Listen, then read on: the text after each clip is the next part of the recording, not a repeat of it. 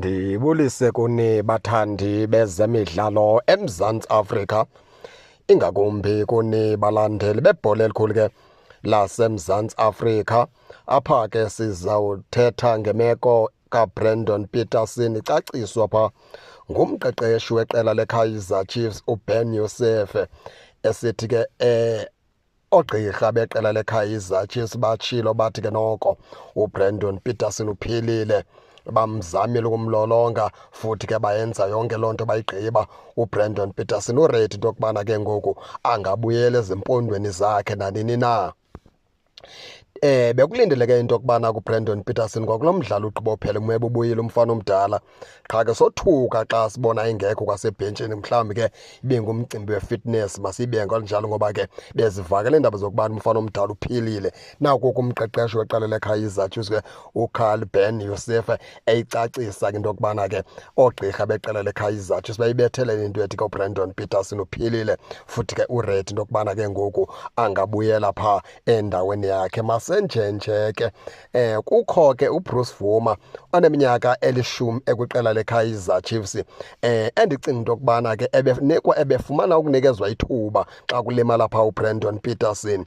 Kuthiwa Bruce Vuma kuphinde ke ngoku uzibonakalise. Ndifuna ubuza kuni ke baphulaphuli nani ke babuke into yokubana niva njani ngemeko kaBruce Vuma. uBruce Vuma iminyaka 10 ekwiqela leKaizer Chiefs, akakenzi nenye into ekuthiwa uyayimela iKaizer Chiefs. uBruce Vuma nje okokuqala uyacimela, amehlo wavala, and laa meko akakwazi ude ayilungise. Number 2, uBruce Vuma akanasibindi, uyoyika, uligwala umfana omdala, kade aqine. Andazi ke ba ke uyawuba saqina nini xa esiya ngoku ekugugeni, ngoba uya ekugugeni ngoku.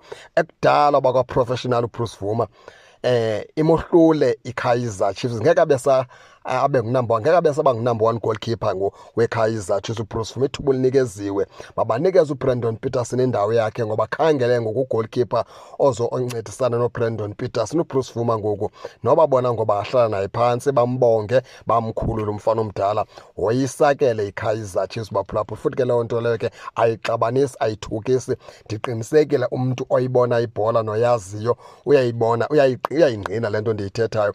uBruce Vuma ukunyaka we-10 ngokweKaizer Chiefs, zange waba ngu-number 1 goalkeeper weKaizer Chiefs.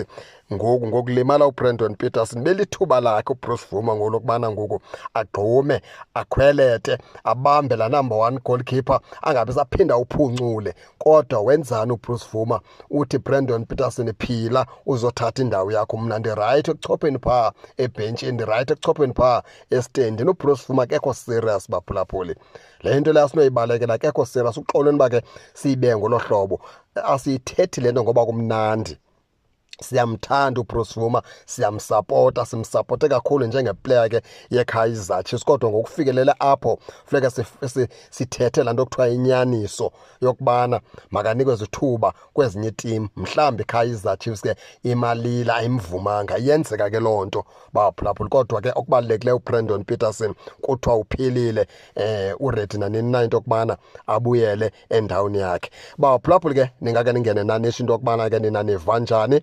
Ningakhohlwa usubscribe kule channel ukuze ningaphoswa zezemidlalo endizanothulela zona kwixa elizayo kakuhle babukeli.